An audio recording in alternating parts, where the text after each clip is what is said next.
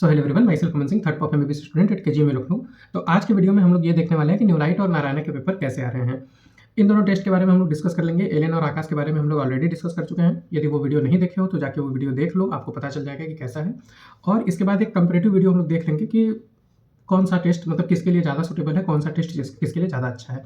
काफ़ी लोग कमेंट में ये बोल रहे हैं कि ये वाला टेस्ट कंपेयर कर दीजिए, ये वाला टेस्ट बताइए कैसा है अलग अलग इंस्टीट्यूट्स के। तो देखो यार, मार्केट में मतलब कि बहुत सारे टेस्ट पेपर हैं जिसको गिन भी नहीं सकते, लेकिन जो बहुत अच्छे पेपर हैं, जो 4-5 इंस्टीट्यूट्स के अच्छे पेपर हैं, उनको मैं यहाँ पे कंपेयर कर रहा हूँ। यदि सारे कंपेयर करने बैठ जाऊँगा तो वो मतलब कि नहीं हो पाएगा, है ना। और आपको बहुत ज़्यादा देना भी नहीं है।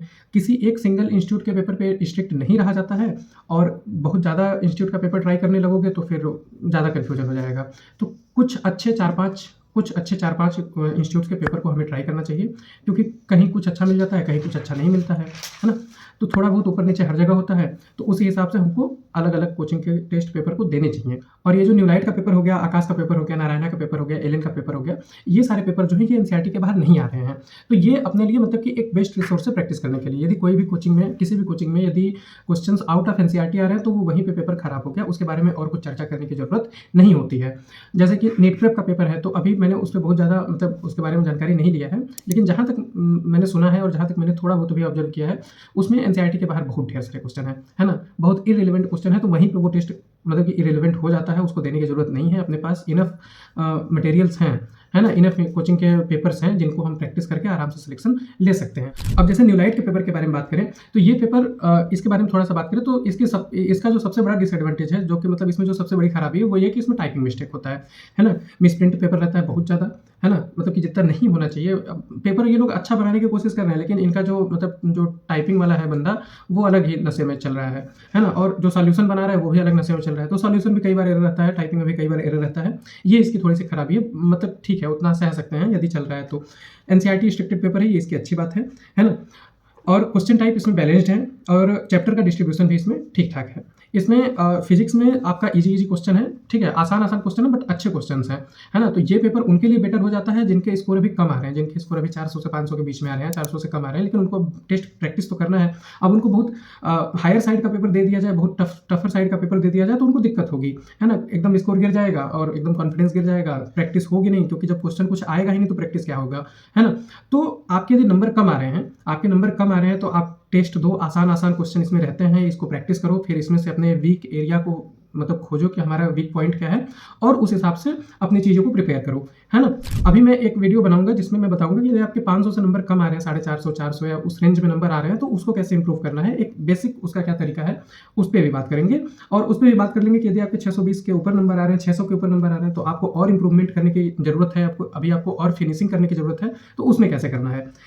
केमिस्ट्री की बात करें तो केमिस्ट्री गुड है ना, अच्छा ठीक है, इजी आ रहा है। बायो की बात करें तो बायो में वन वर्ड क्वेश्चन बहुत ज़्यादा है ना, और मैचिंग के क्वेश्चन भी पर्याप्त है, असर्शन रीजन स्टेटमेंट के भी क्वेश्चन पर्याप्त है। लेकिन इन क्वेश्चन का जो मतलब आसान है ना, आराम से आप स्टेटमेंट पता कर सकते हो कौन सा सही है, कौन सा गलत है, क्या असर्शन है, क्या रीजन है ना।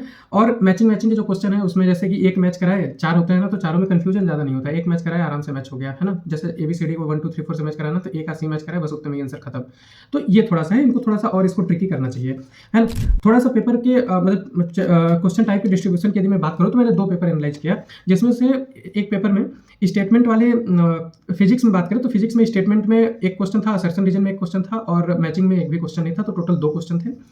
केमिस्ट्री में 2 स्टेटमेंट वाला था, असर्शन रीजन का नहीं था, मैचिंग के 5 क्वेश्चन थे, तो टोटल 7 क्वेश्चन थे लेंदी में। और बायो में 14 स्टेटमेंट वाले थे, 2 असर्शन रीजन थे और 15 मैचिंग के क्वेश्चन थे, तो टोटल 31 क्वेश्चन थे, है ना। और यहाँ पे आपको डिस्प्ले हो जाएगा। और दूसरा पेपर जब मैंने एनालाइज किया तो उसमें फिजिक्स में ऐसे ही मतलब स्टेटमेंट 5, असर्शन रीजन 2, मैचिंग के 8 क्वेश्चन थे। केमिस्ट्री में स्टेटमेंट के 4, असर्शन रीजन के 2, मैचिंग के 4, टोटल 10 क्वेश्चन थे। बायो में स्टेटमेंट के 16, असर्शन रीजन के 2 और मैचिंग के 22, टोटल 40 क्वेश्चन थे। तो इस पेपर का टोटल ओवरऑल ये देखा जाए तो इसमें मतलब कि बायो में ये लोग मतलब अच्छा कोशिश कर रहे हैं कि मतलब अच्छा क्वेश्चन का डिस्ट्रीब्यूशन है। स्टेटमेंट, असर्शन रीजन थोड़ा लेंदी बनाने की कोशिश कर रहे हैं, इनफ अमाउंट में है। लेकिन फिजिक्स केमिस्ट्री में थोड़ा नहीं है, फिजिक्स केमिस्ट्री में वन वर्ड क्वेश्चन ज़्यादा है, आसान क्वेश्चन ज़्यादा है। तो ओवरऑल जो पेपर का लेवल है वो इजी टू मॉडरेट साइड में है ना। तो ये पेपर अच्छा किसके लिए हो जाता है, तो जिसके मतलब कि स्कोर मतलब कि 500 से 600 के मतलब 550 से कम जिसके नंबर आ रहे हैं वो लोग इस पेपर को ट्राई करें। जिसके नंबर 500 से कम आ रहे हैं, 400 से 500 के बीच में आ रहे हैं, वो लोग न्यूलाइट के पेपर को ट्राई करें। उनको बहुत अभी मतलब कि मतलब कि बहुत ज़्यादा टफ साइड में क्वेश्चन प्रैक्टिस करेंगे तो फिर उसका कोई फ़ायदा नहीं होगा। तो अभी ईज़ी क्वेश्चन प्रैक्टिस करें, उसमें अच्छे नंबर जब लाने लगें 600 प्लस, है ना? तब उसके बाद थोड़ा-सा अपने टफ साइड में जाएँ। अपने टफ साइड में थोड़ा-सा एलियन है, उससे भी टफ साइड में नारायणा है। एलियन की बात मैं ऑलरेडी कर चुका हूँ, आकाश की बात मैं ऑलरेडी कर चुका हूँ। नारायणा की बात करें तो भाई नारायणा बहुत टफ पेपर बना रहा है। वीडियो यहाँ से थोड़ा-सा लेंदी होने जा रहा है। नारायणा बहुत टफ पेपर बना रहा है, लेकिन एनसीईआरटी के बाहर नहीं बना रहा है, ये उसके सबसे बेस्ट पॉइंट है ना? तो जिनके नंबर 650 आ रहे हैं, 620 आ रहे हैं, 600 प्लस 620-30 आ रहे हैं, उनके लिए ये पेपर अच्छा है, क्योंकि उनके लिए ये बेस्ट मटेरियल है एक्स्ट्रा एज प्रैक्टिस करने के लिए। समझ रहे हो? मतलब कि बेस्ट मटेरियल, एक्स्ट्रा एज मतलब कि आउट ऑफ सिलेबस नहीं, विदिन सिलेबस में और भी मतलब कि और मतलब शार्प अपनी चीज़ों को करने के लिए, अपने प्रिपरेशन को और ज़्यादा शार्प करने के लिए और फिनिशिंग लाने के लिए ये पेपर बहुत अच्छे हैं। ये पेपर जरूर ट्राई करने चाहिए। हफ्ते में 1-2 पेपर नारायणा के जरूर दो, यदि आपके 620-630 के ऊपर स्कोर आ रहे हैं तो, ठीक है। इसमें बच्चों का जो रिव्यू आया है वो ये है कि 3 घंटे भी कम पड़ जा रहे हैं। पेपर देने से पहले लगता है कि क्या ही दे, मतलब पेपर थोड़ा-सा ज़्यादा है, ज़्यादा लेंदी है ना? और पेपर बहुत लेंदी है, मतलब बायो तो लेंदी है, बायो ठीक-ठाक लेंदी है, पेपर टफ भी है, एनसीईआरटी के बाहर नहीं है तो ये अच्छी बात है ना? और फिजिक्स, केमिस्ट्री की थोड़ी-सी बात करें, फिजिक्स और केमिस्ट्री दोनों में क्या है कि दिखने में आसान है, ईज़ी मतलब लगेगा कि यार छोटा-सा क्वेश्चन है ना? छोटा-सा क्वेश्चन है, आसानी से हो जाएगा, लेकिन वो पर्याप्त लेंदी क्वेश्चन है, पर्याप्त ट्रिकी क्वेश्चन है ना?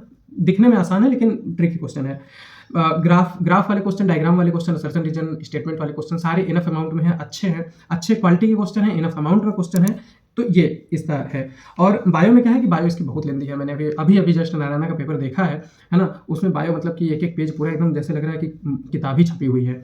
तो ये थोड़ा-सा है, नारायणा का पेपर थोड़ा हायर लेवल की प्रैक्टिस के लिए है। तो जिनके अभी कम नंबर आ रहे हैं वो न्यूलाइट आकाश की तरफ ज़्यादा ओरिएंटेड होकर पेपर दें, और जिनके थोड़े ज़्यादा नंबर आ रहे हैं, अच्छे स्कोर आ रहे हैं, वो एलियन की तरफ जाएँ, नारायणा की तरफ जाएँ।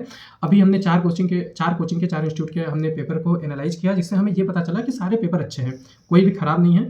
थोड़ा कम, थोड़ा ज़्यादा कहीं न कहीं रहेगा आपको सारे इंस्टीट्यूट के पेपर ट्राई करने हैं, है ना?